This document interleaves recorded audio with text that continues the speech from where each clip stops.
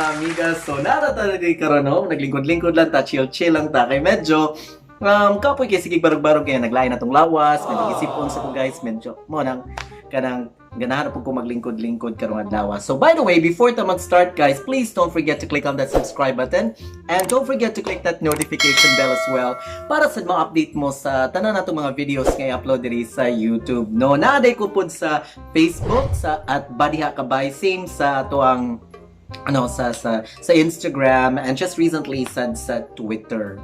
So, moto, just like what I made mention earlier guys, naglingkod-lingkod lang ta karon kay medyo galain ang atong lawas, and then di ba, remember the last time sa ako ang last nga video sakit akong tutunlan, but I'm quite okay right now, and wala lang, chill lang ta karon. So ganina, while nag-chill ko, higda-higda lang, nagsige kog scan sa videos sa YouTube, maski unsa na lang. Sometimes sa mga favorite na ko nga YouTubers akong tanawon, kaya mga tagan ko nilang mga tips, di na po ko makakuha og mga tips sa ilaha, mga style and all that. But most of the time guys, random ra dyan nga mga videos nga ako ang ipang watch. So na ako yung mga videos sa mga earring, kada ganahan ko kung tanawon na video sa earring, sa mga iro or anything funny lang, kay you know naman for a fact that my videos or my contents are more of a funny video, di ba? Kay para malingaw jud ta ba kay di ba lisod na kay atong kinabuhi karon. It's very depressing, especially when you go outside of your house, sa traffic pa lang daan, di ba? Medyo nang ma-depress na ka or kapuyo na ka. So why not na lang magunahon na lang tag mga happy thoughts, magunahon na lang tawag ka nang makalingaw ba sa ato ang pangadlaw-adlaw nga kinabuhi. Kaya I think in that way mas ma-okay ta or ma-lighten up ang ato ang mood. So moto, ganina nagtanaw-tanaw kog mga videos and nakakuha kog video, I don't know, I just totally forgot kung kinsa to siya nga nagpost ato nga video, but it was all about a gay beauty pageant nga Bisaya. So kay bababiya ka nga dako kay kong Bisaya, and I'm proud to be a Bisdak, diba? So nakaidondon ko sa akong sa experience ba when I was asked nga to judge a certain gay pageant dito sa among barangay sa una. And shout out there to you, Marlon Cabrilla. Ask him to, send me all those questions kay iyahang gipangutana during the pageant. So, and akong plano is to really answer it sad myself, and I don't know kung saan dyan pag-answer. So wala ko matanaw dyan ang iyang mga questions, ako paning tanawon. So ato nang sundan, di ba? Ato nang sundan, ato na ning tubagon ang mga pangutana. So natay walo ka questions ka atong tubagon guys. Questions ni siya. I don't know if these are common questions now sa mga gay beauty pageant, but it seems very funny, and mga witty ra siguro kayo nga mga just akong ginawa na karon guys, mura na kong magsige na rin kong gakiki kong katawa. So atong sugdan no? Ang unang pangutana kay, kung papilion ka, mataga kas building o matagakan kag building?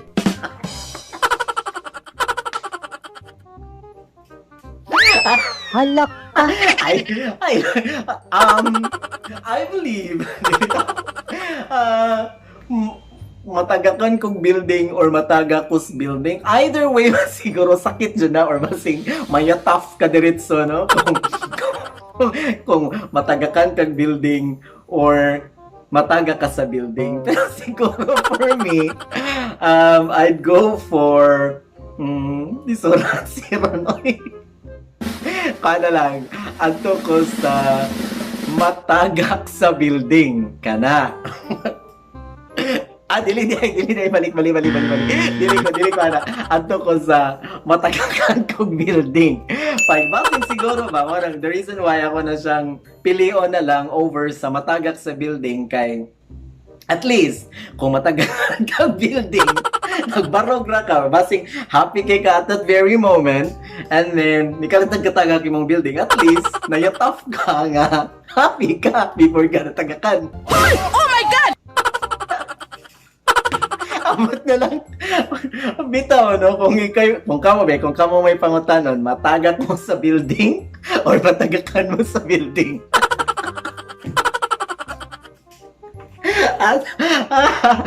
Sige. Ikaduhang pangutana ng atong tubagon, guys. Halak ka. Okay. Mo na yung ikaduha nga question nga itong tubagon. Kung ang pansit, pampataas sa kinabuhi, nga nung wala ni ginisita sa mga doktor.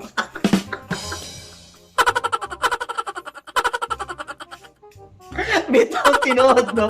Taga-birthday na to ba? Para, yun dito ta, uy, magpansit dito dapat na dyan pansit mapataas sa kinabuhi. Pero the question is, nga ano lagi daw nga nung wala siya ginisita sa doktor? Halak ka. O sige, ako lang gyapon siyang tubangon. Ang daling nga question, kung ang pansit, pampataas sa kinabuhi, nga nung wala ni siya ginisita sa mga doktor. Kuan siguro kay wala pa man siguro yung pansit, wala pa yung pansit nga tablitas. Sige lang, kaya to na siya ipang-recommend nga basin di na pansit nga tablitas soon kay para mataas sa atong kinabuhi. Discount yan yung mga pangutana. Halak ka. Kasi sa kuntian. Ah, sige, ato na ta si Katulo. Ikatulo nga pangutana nga kailangan nato tubagon. Okay. Kung hatagan kag house and lot, asa man nimo ipatukod? Sa Planet of the Apes or sa Jurassic Park? Halak ka. Oh, sige guys, kung kamo na kuno hatagan, limang ka house and lot, pero papilion lagi ka asa do kuno nimo ipatukod? Sa Planet of the Apes or sa Jurassic Park ba kuno? Sige, atong tumagon. Di ba ang Planet of the Apes, di kay ko gana nato mo tanaw naman gud niya na nami salida na nami copy ana sa video pero Pajud ko ka naging may ganyo to watch it. I don't know. For some reasons, I just really don't know.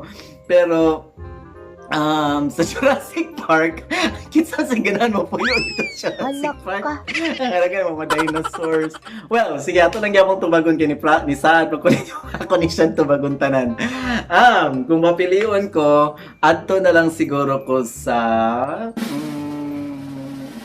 Planet of the Apes, sana. Kaya kayo mga apes, di ba? Yung man sila dito dyan ako nito nagikan. So might as well, ato na lang kung mapupuyo kay basing mas turya na po na ako ang mga apes. Matakay ba o? Basing magkasinabot na po ni. Itawa ko kay bawon sa ako sa pag-istorya. Pero kung mapiliyon man ko, ato na lang ko dito. Kay basing nga magkasinabot na lagi mi kay the same family na siguro ta, di ba? Kay ingon man sila nga nagikan dyan ako tas mga apes. So, why not? I'll choose Planet of the Apes instead. Di ba? So, asa na ta? Ikaupat na nga pangutana. So, atong ikaupat nga pangutana kay kung mamatay ang baka, langawon, nganong kung ang mamatay ang langaw, di bakahon. Halak ka. O syempre naman, kada ko uroy sa baka nga mutungtong sa langaw, patay rin gyapon siya, di ba? So, siguro, kung mamatay ang baka, langawon siya kay, obviously, mama dyan ay gusto sa mga langaw, di ba? Kaya gananas, bisang asa na sa punta. I think, mama siguro na yung the dirtiest insect alive, di ba? So what akong answer? I don't know if it makes sense to you, pero that's my answer. Mama sa di mga sense ni mga pangutana. Kuyanin nila. Okay, so let's proceed. Adto na ta sa question number 5. So, ano na yung question number 5? Ano ang susundin mo? Ang sigaw ng puso mo? O ang sigaw ng nanay mo? Halak ka.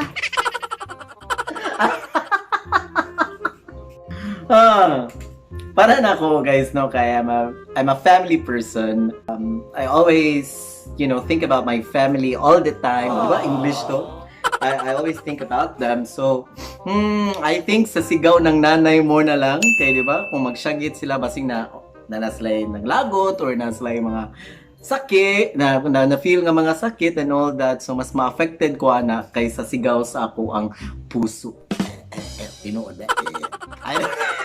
Pero mapiktuhan man sa Judana, no? Pero kung syagit sa iyong mama, di ba? Ako, mamas boy sa Jugayo ko, so I'd answer sigaw ng nanay ko, di ba? Okay, so let's move on and answer question number 6. Kung papilion ka, tamparuson ka sa imong mama at ubangan sa dagang tao, o tamparuson ka o dagang tao at ubangan sa imong mama. Halak ka. Imagine daw kuno guys, tamparuson ka sa dagang sa mga daghan kay mga tao tubangan sa imong mama. Di ba? Ka-weird na nga mga questions.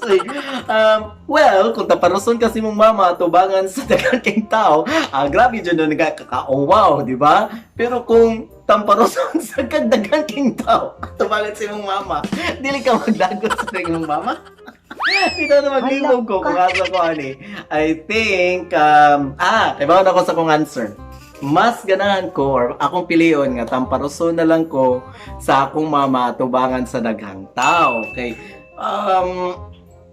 Syempre, natamparusan sa siguro ko kay napoy nabuhat or whatever, di ba? Nya, I really don't mind mansad kung unsay mga storya-storya sa ubang tao no so. Pero kung tamparuson ko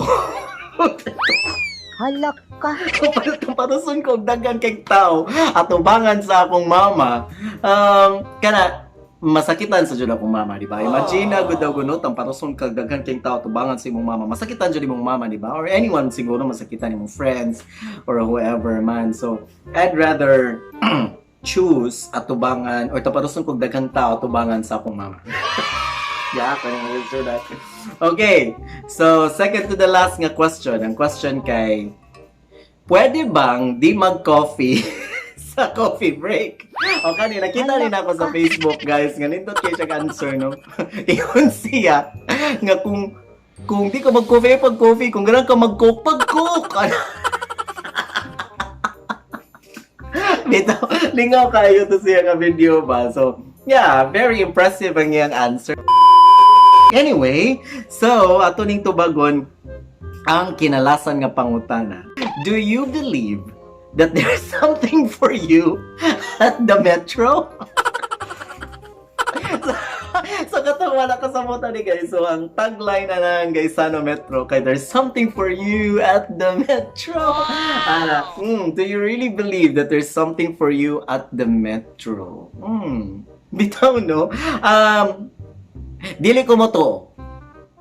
Ay, moto na lang ko ani kay na may mga butang sa jud nga wala nimo di nimo makita jud sa SM. Sa metro nasa jud kay makita dito nga wala sa SM or wala sa Ayala nga. Kuan kanang daghan kayog mga nindot nga mga fines dito sa EDSA. Sorry. Ano ka? Pasensya na. Pero yeah, I believe siguro nga there's something for you at the metro. Oh, moto jud ko ana. Something naman sa di ba? Doesn't mean everything.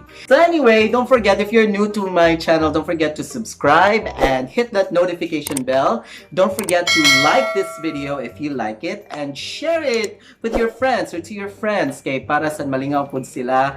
And I think that's it. So thank you so much for watching and don't forget always smile. Bye. See ya.